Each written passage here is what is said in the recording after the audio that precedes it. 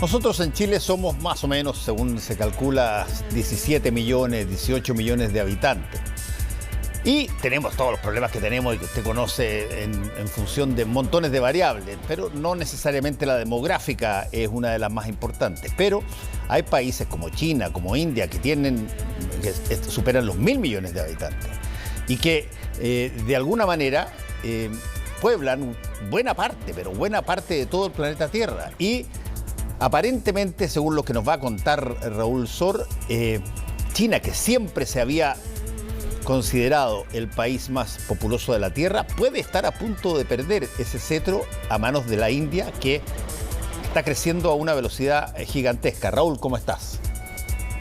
Hola, Fernando. Sí, bueno, las últimas cifras hablan que China, por primera vez en los últimos 60 años, decreció su población, es decir, no aumentó, sino que bajó, hay 850.000 personas menos. Esto en el curso de un año y, bueno, probablemente los censos no tienen en cuenta lo que ha sido la pandemia y hay que decir además que la pandemia, el COVID, en China afectó muy poco, recién ahora ha comenzado a subir el número de víctimas, pero antes tuvo una cantidad insignificante de muertes, por lo tanto no tuvo al parecer ninguna incidencia en el crecimiento de la población. El hecho es que hoy día China tiene 1.412 millones de habitantes, es decir, todavía, según las estadísticas internacionales, sigue siendo el país más poblado, pero esta condición está por perderla, como habíamos dicho antes. El tema de fondo es que China es un caso muy interesante porque demuestra que es muy difícil para los gobiernos tratar de controlar los movimientos, el crecimiento o el decrecimiento de su población. China en los años 60 y especialmente a partir de 1980 lanzó un programa muy estricto de un solo hijo. Cada familia china podía tener un hijo y para eso presionó mucho a la población para que respetara ese límite, pero además puso una serie de dificultades enormes en un estado como el chino. Digamos, si no te dan acceso a las guarderías, te pueden privar de empleo, es decir, las represalias del Estado contra quienes vulneraban esta norma eran muy complejos y se estima que dejaron de nacer unos 400 millones de personas en el periodo que va hasta hace muy poco, hace un par de años, en que se levantó la virtual prohibición de tener más de un hijo, y se pasó a 2 y ahora incluso se está discutiendo y se está liberalizando la política y se pueden tener hasta 3 hijos. Algunos sectores de la población quedaron relativamente al margen de esta política tan severa, sobre todo en la cultura campesina. Los hijos juegan un papel muy importante como mano de obra y también algo que es muy clave, son para muchos la reserva para la vejez, es decir, son sus, por así decirlo, sus pensiones. Es decir, cuando ya una persona llega a una ancianidad en que no puede trabajar, bueno, serán sus nietos, sus hijos, los que asuman las tareas en una granja. Pero con la enorme transformación que ha sufrido China, que de ser una sociedad esencialmente rural, como ocurre en India, pasa a ser una sociedad predominantemente urbana, todo esto cambian el tipo de vivienda, cambian las necesidades, y lo que ocurre en todas las sociedades, no solamente en China, en la nuestra, en todas partes, los hijos son cada vez más onerosos, es decir, cuestan más criarlos. Y por ejemplo, en muchos países donde la gente opta por educación privada, particular, bueno, eso es muy caro.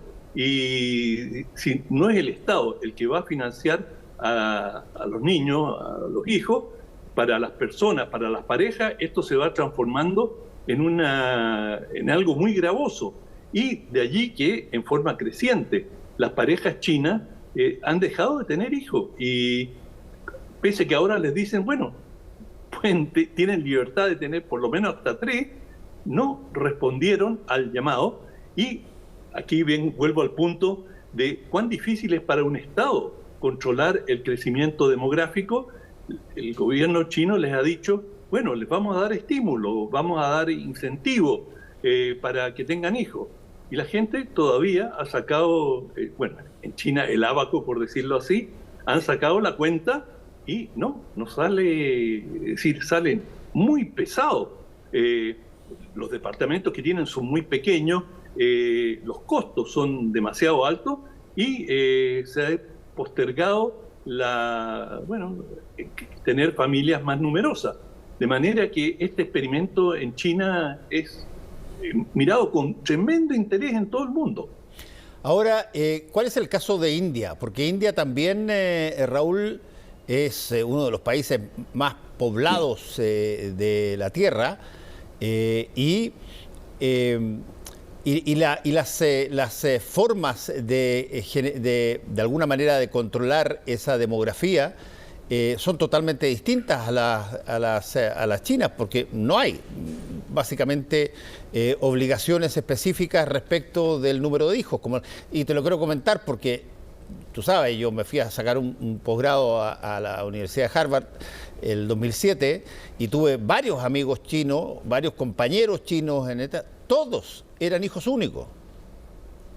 Sin embargo, los indios no. Ellos tenían familias amplias. Entonces, ¿cómo calzan esas dos cosas así?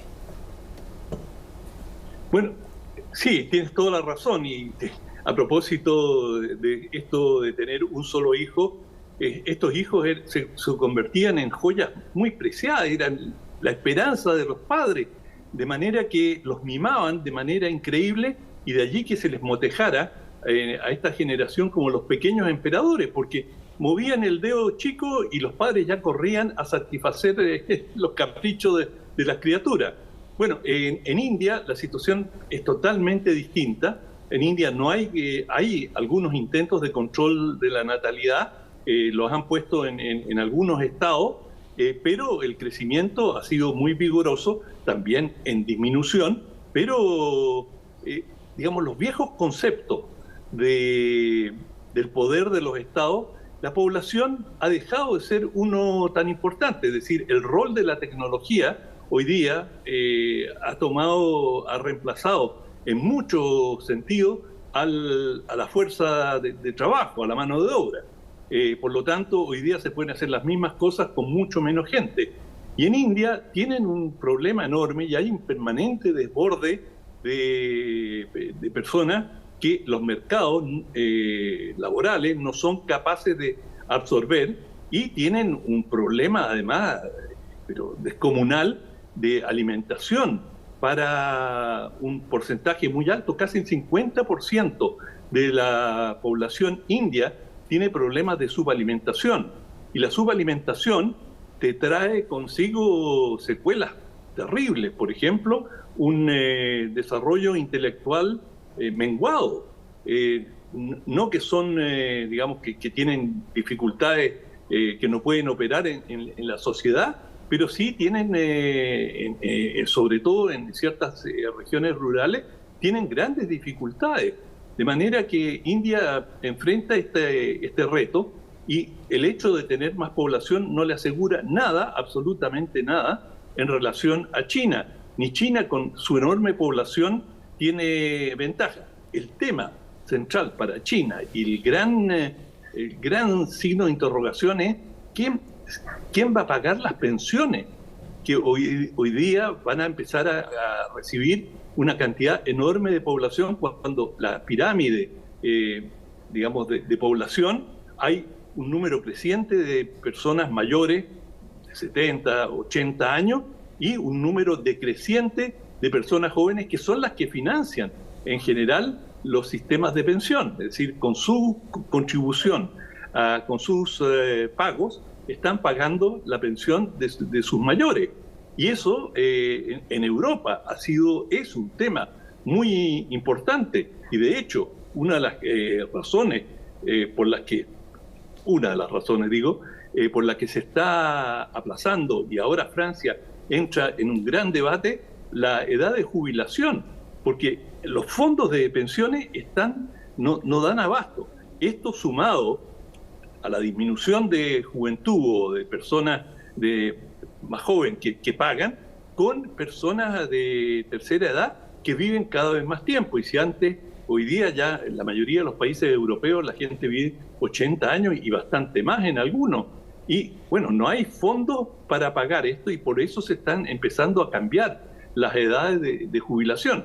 Y esto, por ejemplo, en Francia ya están planificadas huelgas, grandes movilizaciones, porque estiman los trabajadores que les están escamoteando grandes conquistas sociales.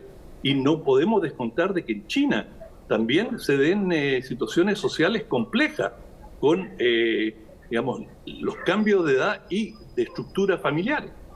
Oye, por último te quiero preguntar, Raúl, este tipo de situación en países muy populosos, que además tienen regímenes bien distintos. India es a todas luces por lo menos una democracia, y yo te diría electoral. China tiene una situación tremendamente distinta, donde tiene una economía, una mirada hacia afuera que es una extraordinaria buena convivencia entre el capitalismo y el Estado. Y cómo ese tipo de organizaciones canalizan el crecimiento de estos países tan populosos. Sí, bueno, una de las cosas importantes, por ejemplo, te quiero decir, durante mucho tiempo, en el siglo XIX y buena parte del siglo XX, una población numerosa era también una garantía de soberanía. Es decir, eran países que, digamos, podían tener grandes ejércitos. Pero lo que hemos visto, por ejemplo, desde el punto de vista de la defensa, es que la mayoría de los países desarrollados ha ido reduciendo el número de sus fuerzas armadas a cambio de una tecnología cada vez más eficaz. Por decirlo de alguna manera, cada vez puedes matar más gente con menos efectivos militares, o puedes defender más con sensores, con una serie de satélites, en fin, puedes lograr mucho con menos gente. Y tú ves, por ejemplo, el tamaño, las tripulaciones de los buques se han constreñido, han disminuido en forma impresionante. De manera que ya el número de la población no es un factor de poder. Sí era relevante, y lo fue para China, como un mercado consumidor. Es decir, el tener ese volumen de población te permite ciertas industrias, desarrollar cosas nuevas que en países como Chile, por ejemplo, sería muy difícil desarrollar. Por decirte, baterías para autos eléctricos. Bueno, es decir, China tiene de entrada una cantidad pero enorme, formidable, un parque automotriz que corresponde más o menos a su población. Por lo tanto, las inversiones son relativamente fáciles amortizarlas solo con el mercado interno. Y no está sometido a los avatares del mercado internacional. Y lo mismo vale para India. E India se ha transformado en una verdadera esponja de capitales internacionales que ven en India un mercado súper interesante. Y con una élite o una capa de 300 millones de los 1.400, que es prácticamente un país desarrollado. Lo mismo hasta cierto punto en Brasil. De manera que el tema demográfico ha cambiado bastante desde la perspectiva de los tiempos actuales, del tremendo desarrollo tecnológico que, por cierto, no se va a detener y que va a ir, digamos, con la inteligencia artificial y otro desarrollo, va a ir disminuyendo la importancia de la población humana. Bueno, está para varias películas de ciencia ficción con, qué sé yo, distópicas en el futuro, ¿eh? Pero de hecho se hacen, creo que hay una que que salió, no la he visto yo, pero que habla sobre la eliminación programada de tipos de un número de personas para que las cosas calcen todas con lo que se produce o lo que se hace o lo que se crece. Es bien rara la película, pero no es fácil esto de ser demasiado populoso cuando la tecnología, como tú muy bien dices, está llevando las materias a la necesidad de cada vez más escasa de que haya seres humanos detrás. Así que bueno, estaremos atentos a India con China en esta carrera por cuál es el país más populoso del planeta. Gracias, Raúl, que te vaya bien. Chao. Chao.